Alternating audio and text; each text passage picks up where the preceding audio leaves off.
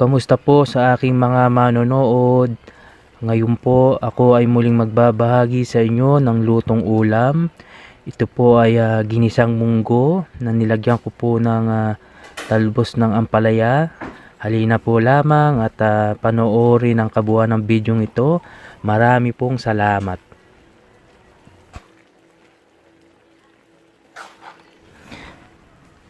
Ang mga sangkap ko pong gagamitin sa pagluluto po ng ginisang munggo ay ang mga sumusunod. Talbos po ng ampalaya, bagoong na alamang, chicharon, kamatis, sibuyas, bawang, tinapa, at saka po nilagang munggo. Halina po lamang at itutuloy ko na ang preparasyon sa pagluluto po ng ginisang munggo. Manatili po lamang sa inyong panonood. Salamat po.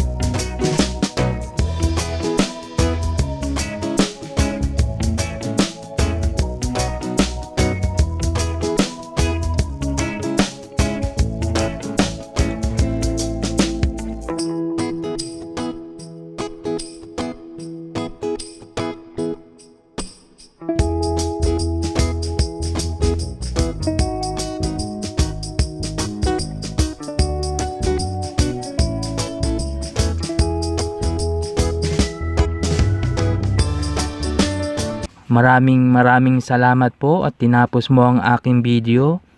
Nawa'y may naibahagi po akong munting kaalaman sa pagluluto po ng ginisang munggo.